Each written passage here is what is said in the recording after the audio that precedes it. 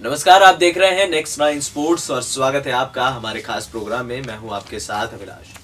भारत और ऑस्ट्रेलिया के बीच अब 2 दिन रह गए हैं सीरीज शुरू होने के और 2 T20 मैचों की सीरीज 24 फरवरी से शुरू होने जा रही है। बड़ी बात यह है कि भारतीय टीम जिस तरह से ऑस्ट्रेलिया के खिलाफ ऑस्ट्रेलिया में खेल के आई थी, उसके बाद ये लगभग कहा जा रहा है कि ये सीरीज भी भारत के नाम ही रहेगी और भारत का पलड़ा इस सीरीज में भारी रहेगा। हालांकि हम न्यूजीलैंड से 3 T20 मैचों की सीरीज जो है वो गवा कर आए हैं। जो सबसे बड़ा सवाल उठ रहा है कि क्या भारत अपने खिलाड़ियों को इस सीरीज में किस तरह से परखेगा। क्या वो वर्ल्ड T20 के लिहाज से जो अगले साल होने हैं उस लिहाज से टीम उतारेगा या फिर बाकी खिलाड़ियों को भी मौका दिया जा सकता है। बैकअप स्पिनर के तौर पर मयंक मार्कंडे T20 स्क्वाड में शामिल हैं।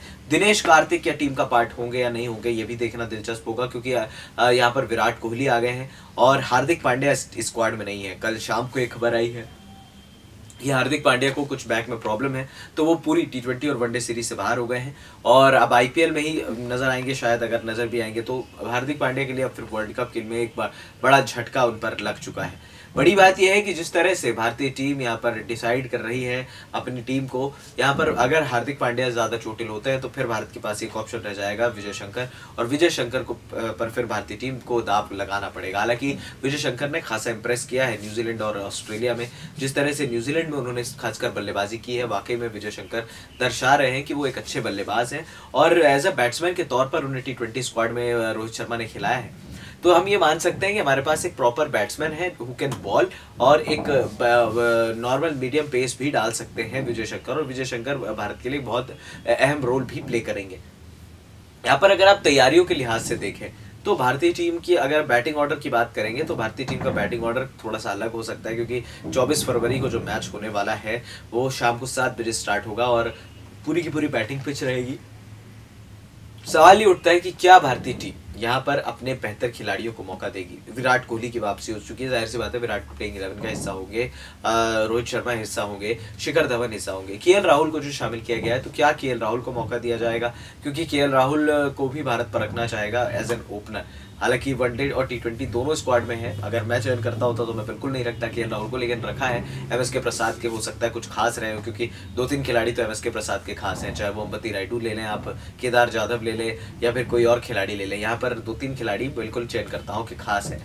बड़ी बात यह है कि क्या भारत यहाँ पर थोड़ा सा एक्सपेरिमेंट करना चाहेगा। अगर आप T20 स्क्वाड के लिहाज से देखें या वनडे स्क्वाड के लिहाज से देखें तो T20 में अगर आप देखें तो यहाँ पर हो सकता है कि भारत थोड़ा सा गेंदबाजी में बदलाव करे, क्योंकि कृणाल पांड्या अच्छा कर रहे हैं भारतीय टीम में, कुलदीप यादव को रेस्ट दिया गया है, तो कृणाल पांड्या भारत के एक अच्छे स्पिनर हो सकते हैं। मयंक मार्कंडे ने अच्छा रणजी सीजन खेला है, डोमेस्टिक में अच्छी गेंदबाजी रही है, IPL में विराट और धोनी जैसे बल्लेबाजों को मयंक मार्कंडे ने आउट किया है, तो हो सकता है कि दूसरे स्पिनर के तौर पर मयंक मार्कंडे को मौका दिया जाए, क्योंकि चहल को यहाँ पर हो सकता है कि आराम दिया जा सकता है। सबसे बड़ा सवाल ये उठता है कि भारत अपना बैटिंग ऑर्डर किस तरह से बनाएगा। अगर आप टॉप 4 की बात करें तो आपके 4 तैयार हैं। आपके 4 हैं यहाँ पर विराट कोहली 3 नंबर पर, पहले और दूसरे नंबर पर रोहित शर्मा और शिखर धवन। 4 नंबर पर हो सकता है कि भारत महेंद्र सिंह धोनी को भेज दे, वो सिचुएशन पे डिपेंड करता है। ऋषभ पंत 5 नंबर खेलेंगे, जाहिर सी बात है, और 6 नंबर पर कार्तिक या विजय शंकर में से कोई एक खिलाड़ी रहेगा। यहाँ पर हो सकता है कि कृणाल पांड्या को भी खिला लिया जाए, क्योंकि कृणाल पांड्या फिर 7 नंबर खेलेंगे। भारत थोड़ा सा अपनी डेप्थ को बढ़ाना चाहेगा, क्योंकि अगर आप ऑस्ट्रेलिया के लिहाज से देखें, ऑस्ट्रेलिया के पास भी वो टीम है।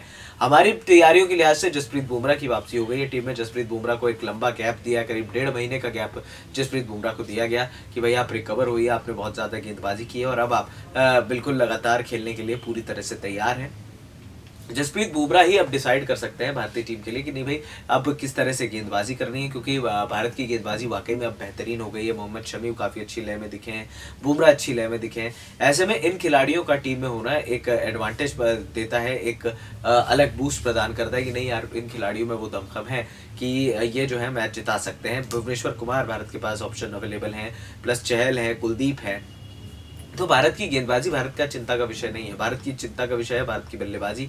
तो क्या भारत अपनी बल्लेबाजी को परखना चाहता है, ये भी देखना होगा कि क्योंकि अभी तक आपने देखा कि भारतीय टीम जिस तरह से दिखी है, वहाँ पर आप अपने मिडिल ऑर्डर में थोड़ा सा यहाँ पर बदलाव कर सकते हैं। केदार जाधव भी क्या टीम का पार्ट होंगे या नहीं होंगे। हालांकि केदार जाधव को T20 फॉर्मेट लग नहीं रहा कि भारतीय टीम खिलाएगी। उनको शायद सिर्फ और सिर्फ वनडे स्क्वाड के लिए भी रखा गया है, क्योंकि वो वनडे में थोड़ा सा बेहतर खेलते हैं, लंबी पारी खेल सकते हैं और 100 की स्ट्राइक रेट से बल्लेबाजी करते हैं। यहाँ पर भारत की तैयारियों के लिहाज से बहुत जरूरी है कि भारत अपने खिलाड़ियों को परखे। अगर ऑस्ट्रेलिया के लिहाज से आप देखें तो ऑस्ट्रेलिया के पास भी बड़े बड़े खिलाड़ी हैं, मार्कस स्टोइनिस हैं, एलेक्स कैरी हैं, यहाँ पर एरन फिंच हैं, शॉन मार्श हैं, मिशेल मार्श हैं इस टीम में, ग्लेन मैक्सवेल हैं। T20 फॉर्मेट में ग्लेन मैक्सवेल का बल्ला बड़ा गरजता है।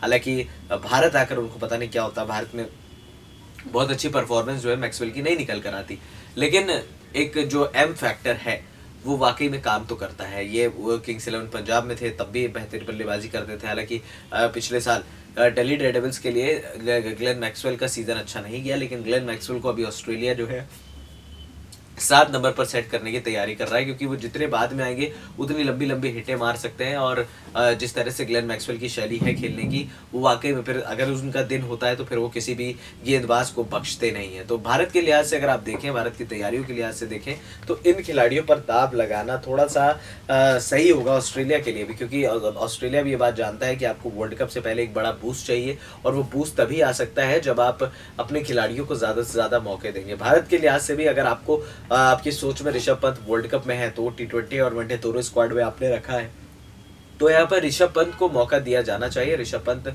लगातार पूरे मैचेस खेलें, और ऋषभ पंत अगर पूरे मैचेस खेलेंगे तो भारतीय टीम को बहुत ज्यादा फायदा होने वाला है।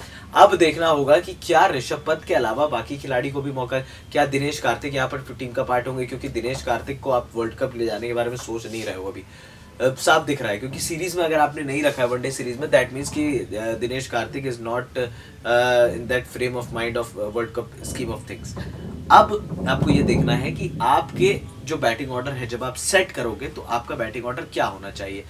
वनडे के लिहाज से देखें तो ऋषभ पंत की जगह आप कहीं पर भी बना सकते हो। T20 में आप ऋषभ पंत को कहाँ खिलाओगे? जाहिर सी बात है 3 नंबर विराट पाजी खेलेंगे, 4 नंबर क्या यहाँ पर ऋषभ पंत खेलेंगे या धोनी पाजी खेलेंगे, ये भी देखना होगा। क्योंकि अगर धोनी या फिर विराट में से कोई एक खेलता है 4 नंबर, तो फिर आपको नंबर 3 के लिए बल्लेबाज चाहिए होगा। अब तक तो विजय शंकर ने संभाल दिया, अब विजय शंकर को जब आप लाओगे तो विजय शंकर कहाँ खेलेंगे? विजय शंकर क्या धोनी से ऊपर आएंगे बल्लेबाजी करने? क्योंकि वो लंबी हिटें मार सकते हैं, हमने देखा न्यूजीलैंड में उन्होंने अच्छी पार्टनरशिप भी की। और विजय शंकर को थोड़ा सा सेट होने के लिए समय चाहिए रहता है। 40-45 वो भी बना रहे हैं, थोड़ा सा 50-55 पे भी कन्वर्ट करना पड़ेगा। हालांकि T20 के लिहाज से 40-45 काफ़ी ज़्यादा होता है, लेकिन विजय शंकर को अगर अपने आप को ग्रूम करना है, थोड़ा सा मौका है उनके पास भी वर्ल्ड कप से पहले हार्दिक की जगह अपनी जगह बनाने का।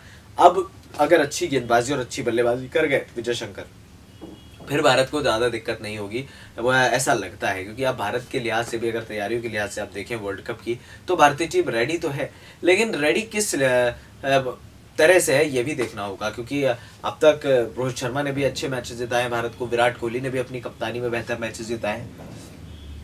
खिलाड़ी कौन से खिलाड़ी है जिन पर प्रेशर रहेगा? प्रेशर रहेगा शिखर धवन पर, क्योंकि शिखर धवन ने रन्स नहीं किए हैं। ऑस्ट्रेलिया के खिलाफ भी बहुत ज़्यादा रन्स नहीं किए, न्यूजीलैंड के खिलाफ वनडे में एक आध मैचेस में उन्होंने रन बनाए हैं।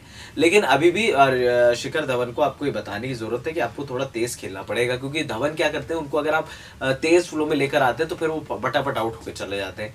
ये थोड़ा सा धवन के साथ दिक्कत आ रही है, और धवन से किसी ना किसी को बात करने की ज़रूरत है कि क्या भाई आपको अच्छी बल्लेबाजी करनी है तो आपको थोड़ा सा रुक के खेलना पड़ेगा।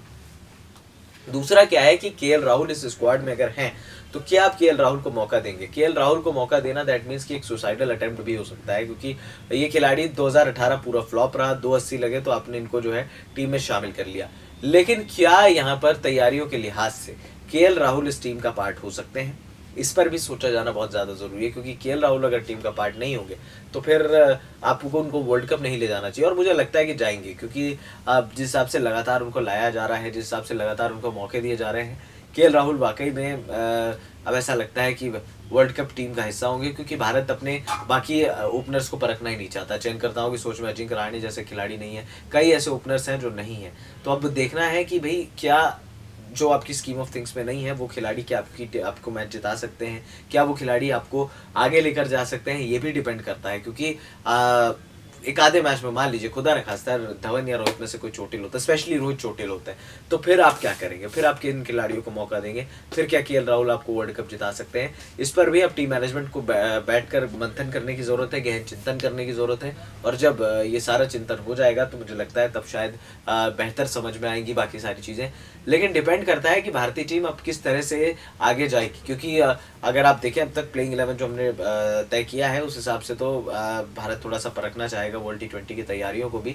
अब देखना दिलचस्प होगा कि क्या ये टीम जो है ये बेहतर तरीके से ऑस्ट्रेलिया को हरा पाती है नहीं। फिलहाल इस खास अपडेट में इतना ही, हमें दे दीजिए इजाजत। और हाँ, हमारे चैनल नेक्स्ट 9 स्पोर्ट्स को सब्सक्राइब करना मत भूलिएगा। नमस्कार।